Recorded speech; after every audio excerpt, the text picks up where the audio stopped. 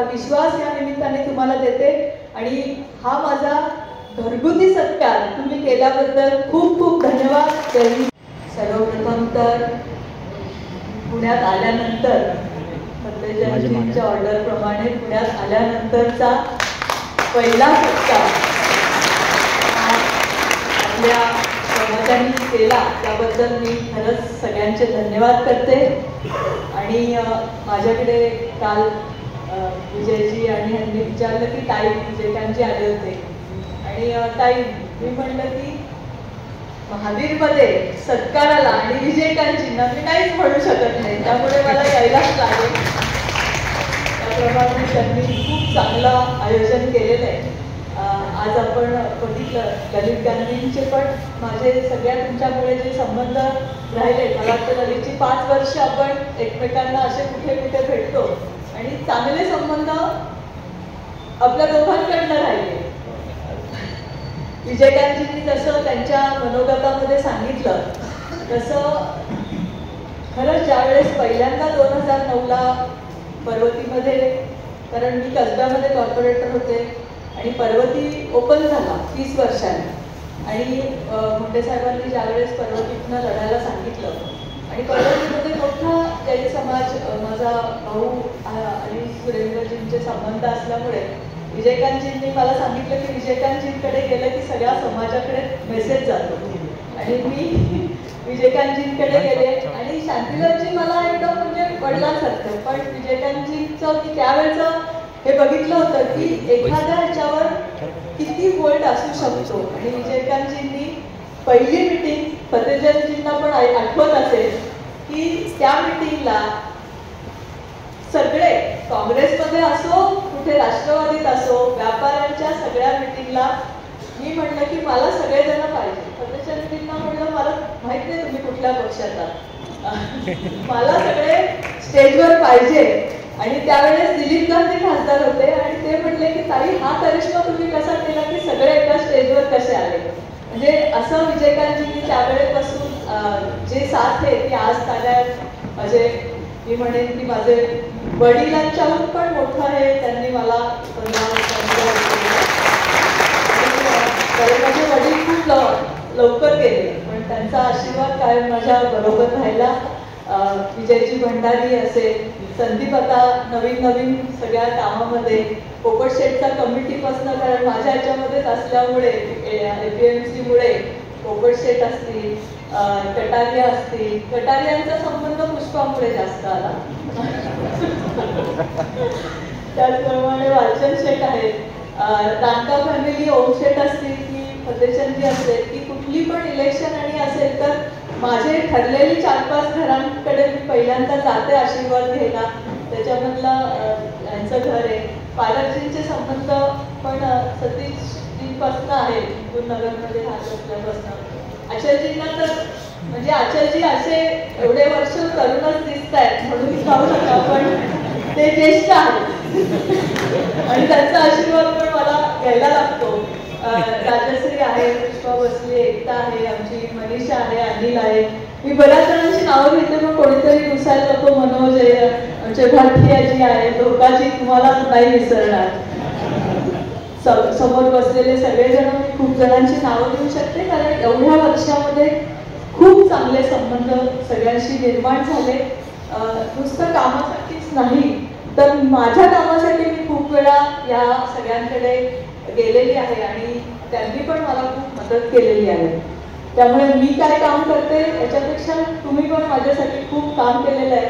आणि ह्या वेळेस तर जसं सांगितलं तर मुनी महाराजजी मला खूप आशीर्वाद दिले. म्हणजे कधीही गुरु महाराज असं कॅम्पेनिंग करत नाही, पण माझ्या विजयकांतजींच्या वाढदिवसाच्या दिवशी गुरु महाराजांनी सरळ सरळ संदेश समोर दिला की आपल्याला हे यांना आमदार म्हणून निवडून द्यायचं आहे.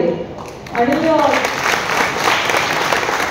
नंतर मंत्रिपदाचा पण आशीर्वाद की तुम्हाला मंत्री मिळणारच आहे, हा मिळाला मला आणि त्याप्रमाणे आपण आज इथे आलो. खरं तर मी नेहमी म्हणते की जसं विजयजींनी म्हणले की ताई आपल्यातल्याच आहेत, तर जैन धर्म कधीही आम्ही वेगळा समजतच नाही. हिंदुत्व जैन धर्म हा नेहमी तसा मोदीजींच्या बरोबर उभा राहिला, तो हिंदुत्वाबरोबर पण नेहमी आहे. म्हणजे जरी तुम्ही अल्पसंख्याकमध्ये असेल विजयची, तरी जैन धर्म आम्ही कधी असा नाही समजला की वेगळा धर्म आहे, तो आम्हाला हिंदुत्वाला जोडलेला धर्म आहे. आणि त्यामुळं मी तुमच्यातलीच आहे. आणि जसं मोदीजींनी सांगितलं की ज्यावेळेस इलेक्शनला नारा दिला की एक है तो सेफ है, बटेगे तो कटेगे, आणि हा नारा जो होता हा मी तर आपल्या भागामध्ये सगळ्या लोकांनी तो इतका उचलून धरला आणि इतकं मोठ्या प्रमाणात मतदान झालं. मी नेहमीच समाजाचे खूप आभार मानते, कारण नुसता पक्ष न बघता ज्या वेळेस कुठलाही समाज न बघता मी कुठल्या समाजाची आहे, मी कुठल्या जातीची आहे,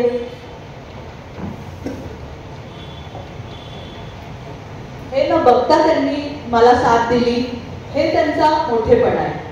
म्हणजे मी नेहमी सगळ्या ह्याच्यामध्ये भाषणामध्ये सांगायचे की जैन धर्माची एक खासियत आहे की जसं दुधामध्ये पाणी कळत नाही ना, तसं राजस्थानमधनं आल्यानंतर इथे महाराष्ट्रामध्ये दुधात पाणी कधी कळलंच नाही. तसे मिसळणं आणि मुळामध्ये आपल्या सगळ्या लोकांना वरती घेऊन जाण्याची जी एक प्रेरणा आहे ना, ती कुणा आणायचं, राजस्थानमधनं यायचं, त्यांनी त्यांच्याकडे त्यांना मदत करायची, आपला कॉम्पिटिटर न समजता त्याला मदत करायची आणि त्याला वरती आणायचं. ह्याच्यामुळे हा समाज आज एक आहे. आणि जसं तुमच्यामध्ये एक आहे, जसं मी नेहमी म्हणते की नदी वाहती असेल तरच ती सागराला मिळते, जर ती एका जागी थांबली तर तिचं डबकं होतं. त्यामुळे आपला समाज, आपला धर्म जो आहे हा सागराला मिळालाच पाहिजे. आणि तसं त्या पद्धतीने तुम्ही वाहतं हिंदू धर्मामध्ये पण पूर्ण मिळून गेलात, म्हणून आज टिकून एक आहे तो सेफ.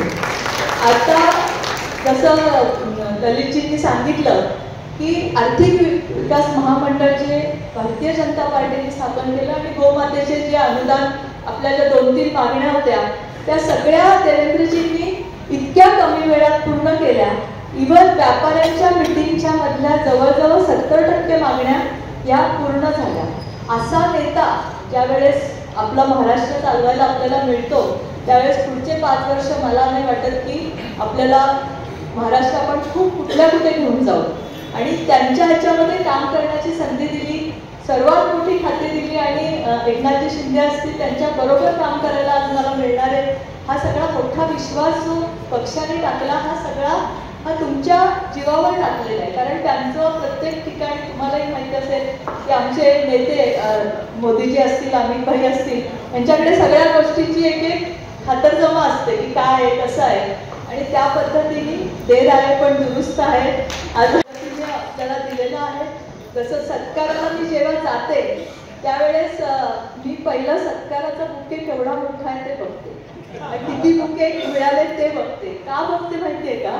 कारण जेवढे बुकेमध्ये फुलं जास्त तेवढ्या पाकळ्या आणि तेवढ्या अपेक्षा.